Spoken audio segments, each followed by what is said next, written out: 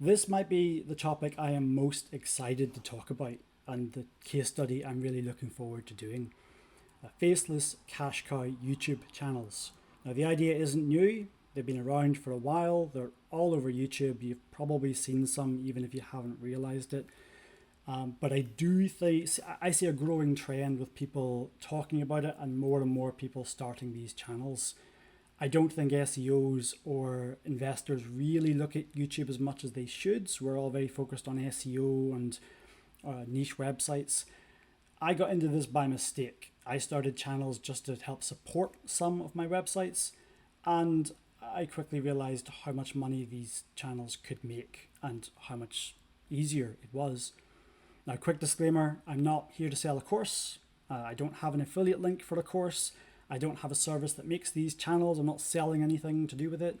I'm not even an expert. I'm relatively new at this, but I think more of us should be talking about it. And I wanted to do a quick case study on how I'm growing my channels, the kind of money they're making, and let's start with what they actually are. So the term cash cow is really just a marketing buzzword, but the important part is faceless. So a lot of people don't want to get into YouTube because they don't want to do this. They don't want to sit down and talk to a camera. Sometimes you're maybe just too nervous to do it. It's also a scalability issue. I can't sit in here and talk to you about subjects I know nothing about. I can, however, outsource these channels to people who do know what they're talking about. And that's where cash cow channels come in. So rather than a person sitting in front of a camera having this conversation, we can pay someone else to do everything for us. So to make one of these channels, we come up with an idea. Let's take whiskies, as we have the bottles here behind us. Let's do the top 10 whiskies from Scotland. So we will pay someone to write a script on the best whiskies from Scotland. We'll pay someone to do a voiceover who can talk a lot clearer than I can, and he will read out the script into a mic. And then we'll pay someone to edit the video together. They'll take clips about the whiskies, they'll take B-roll footage from distilleries, they'll take pictures of the different whiskies, and altogether we will have a video for YouTube that we have not actually had to work for ourselves. That means two things. It means that it becomes a passive project. All we have to do is pick the topics. It also makes it a more scalable project. I can't do 10 channels a day. I can outsource 10 channels a day. Now, on top of the fact you can run as many channels as you want, I think there are other advantages to cash cow channels. One of the biggest is the lack of competition. Now, I'm not saying there's no competition. Every single one of my channels so far has some form of competition in that niche. But compared to what I come up against if I'm doing a niche website, for example, it's just so much easier.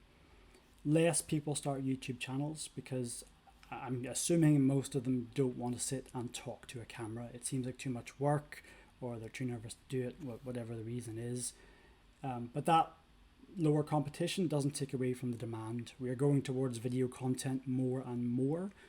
And if you're producing content for YouTube and your competitors not, especially if you're doing a niche website already, it's like shooting fish in a barrel. Now, I'm not saying there's no problems. I'm not saying it doesn't take some effort. I'm not saying it was millions of dollars overnight, but I am saying I've made a lot easier money in YouTube so far than I have in years worth of niche websites and other investing. Now, the example I have here on front of you in this very artistic looking spreadsheet shows some of my newer channels. Now, these are ones I'm going to take into a case study. I'm going to take you through step by step and show you what I'm doing with them, how I'm producing the videos, what it's costing me, what they're making. And I'll keep you updated on that. If you want that, subscribe to the channel or follow along. You can see I'm hoping to post every week or so you'll see kind of how I'm building those up. I do have some examples that you might be more familiar with. So we have this one, for example. Watch Mojo. Now, these guys have 24 million subscribers.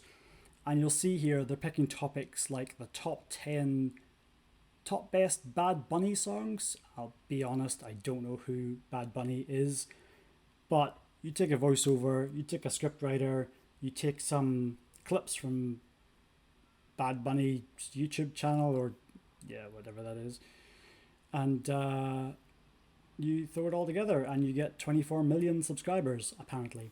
Now these videos do get monetized, they do get ads, they do get a heck of a lot of traffic, but you don't have to be the size of WatchMojo.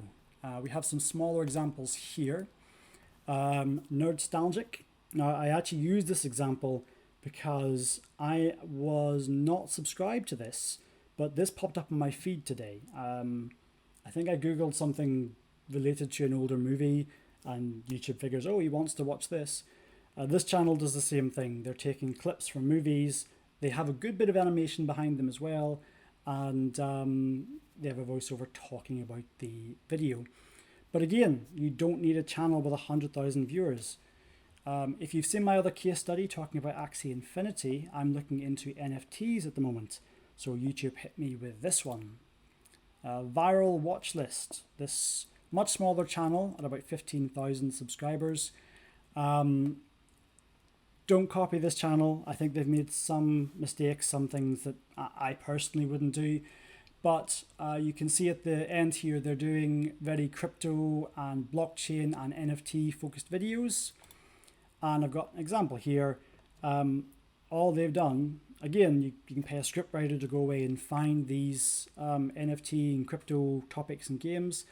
And they have just taken, in this case, a video from the crypto games. I don't think it's their video. Some of these, some of their clips are things like screenshots off the website, or other people talking about the game. So you just take the script, you mash them together, you put a voiceover talking about the NFT games, and all of a sudden you have a cash cow channel talking about NFTs or crypto or whatever topic it is you want to talk about. The fact that the channel is technically faceless isn't really even the interesting part. I mean, I can turn off the camera here and we are now technically a faceless cash cow channel. But the more interesting part isn't that I don't have to show my face, it's that I can run as many of these channels as I want. In the next week I could launch 100 YouTube channels. That sounds like a lot of work, but you get my point. So I run a couple of channels just now, and all of them are handled by other people. I have script writers who write the content. I have voiceover artists who record everything. I'm actually editing some of them myself at the moment because I'm trying to learn the basics of basic video editing. But at a certain point, I can outsource all of that as well. So by themselves, I think faceless cash cow channels can be one of the easiest online investments there are. You can build these channels yourself. You can outsource the entire process. You can also just buy channels that are made by other people. The case study I'm going to take you through, if you're interested in watching how I do it, I combine it with niche websites, and there are a couple of advantages to that. So feel free to follow along, and I hope you start your own channel.